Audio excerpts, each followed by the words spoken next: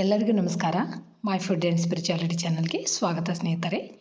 ಮೃತ್ಯುಂಜಯಾಯ ರುದ್ರಾಯ ನೀಲಕಂಠಾಯ ಶಂಭವೇ ಅಮೃತೇಶಾಯ ಶರ್ವಾಯ ಮಹಾದೇವಾಯತಿ ನಮಃ. ಸ್ನೇಹಿತರೆ, ಎಲ್ಲರಿಗೂ ಮಾಘ ಮಾಸದ ಸೋಮವಾರದ ಶುಭಾಶಯಗಳು. ನಾನಿವತ್ತು ಶ್ರೀ ಗೋಸ್ವಾಮಿ ತುಳಸಿದಾಸರು ರಚಿಸಿದಂಥ ರುದ್ರಾಷ್ಟಕಂ ಹೇಳ್ಕೊಡ್ತೀನಿ ಸ್ನೇಹಿತರೆ. ಭಾಳ ಅದ್ಭುತವಾಗಿರುವಂಥ ಈ ರುದ್ರಾಷ್ಟಕಂನ ತಪ್ಪದೆ ನೀವು ಎಲ್ಲರೂ ಹೇಳಿದ್ರಂದ್ರೆ ಮನೆಯೊಳಗೆ ಏನೇ ಶತ್ರು ಕಾಟಗಳು, ಯಾರೇ ಶತ್ರುಗಳಿದ್ರೂ ದೂರ ಆಗ್ತಾರಂತ. ಮನೆಯೊಳಗೆ ಸಂತೋಷ, ನೆಮ್ಮದಿ ಸಿಗುತ್ತಾ, ಆಮೇಲೆ ಸಮೃದ್ಧಿ ಸಿಗುತ್ತಂತ. ಅವರೇ ಭೋಲೆನಾಥ ಅದಾರ. ಅವ್ರ ಮನಸ್ಸು ಭಾಳ ಸರಳ ಐತಿ.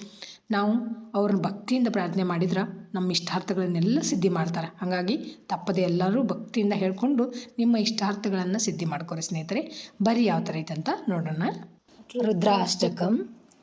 ನಮಾಮಿ ಶಮೀಶಾನ ನಿರ್ವಾಣ ರೂಪಂ ವಿಭುಂ ವ್ಯಾಪಕಂ ಬ್ರಹ್ಮವೇದ ಸ್ವರೂಪಂ ನಿಜಂ ನಿರ್ಗುಣಂ ನಿರ್ವಿಕಲ್ಪಂ ನಿರೀಹಂ ಚಿದಾಕಾಶಮಾಕಾಶವಾಸಂ ಭಜೇಹಂ ನಿರಾಕಾರಮೋಂಕಾರಮೂಲಂ ತುರೀಯಂ ಗಿರಜ್ಞಾನಗೋತೀತಮೀಶಂ ಗಿರೀಶಂ करालं महाकालकालं कृपालुं गुणागारसंसारपारं नतोऽहं तुषाराद्रिसङ्काशगौरं गभीरं मनोभूतकोटिप्रभासी शरीरं स्फुरन्मौलिकल्लोलिनी चारुगङ्गा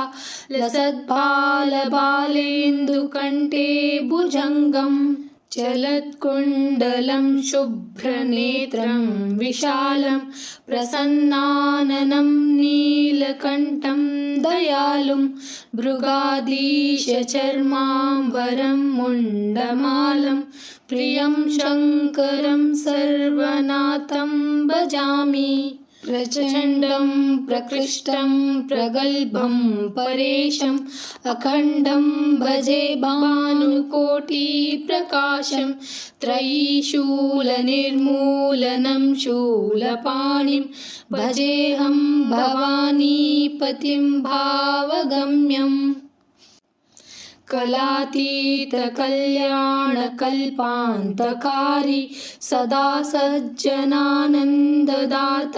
पुरारी चिदानन्दसन्दोहमोहापहारी प्रसीद प्रसीद प्रभो मन्मथारी न यावदुमानाथपादारविन्दं भजन्तीह लोके परे वानराणं न तावत् सुखं शान्तिसन्तापनाशं प्रसीद प्रभो सर्वभूतादिवासम् न जानामि योगं जपं नैव पूजां नतोऽहं सदा सर्वदा देवतुभ्यं जराजन्म दुःखौ गताताप्यमानं प्रभो पाहि शापान्नमामीश शम्भो. रुद्राष्टकमिदं प्रोक्तं विप्रेण हरतुष्टये ये पठन्ति नरा भक्त्या तेषां शम्भुः प्रसीदति इति श्रीरामचरितमानसे उत्तरकाण्डे श्रीगोस्वामी तुलसीदासकृतं श्रीरुद्राष्टकಂ. ನೋಡಿದ್ರಲ್ಲ ಸ್ನೇಹಿತರೆ, ಎಷ್ಟು ಅದ್ಭುತವಾದಂಥ ಮತ್ತು ಸರಳವಾದಂಥ ರುದ್ರಾಷ್ಟಕಂ ಐತಿ. ನೀವು ಹೇಳಿಕೊಂಡು ಆ ಭಗವಂತನ ಕೃಪೆಗೆ ಪಾತ್ರ ಆಗ್ರಿ ಸ್ನೇಹಿತರೆ. Thanks for watching. ಎಲ್ಲರಿಗೂ ನಮಸ್ಕಾರ. ಜೈ ಶ್ರೀ ಕೃಷ್ಣ. ಮತ್ತು ಇನ್ನೊಂದು ವಿಡಿಯೋದೊಳಗೆ ಸಿಗ್ತೀನಂತ.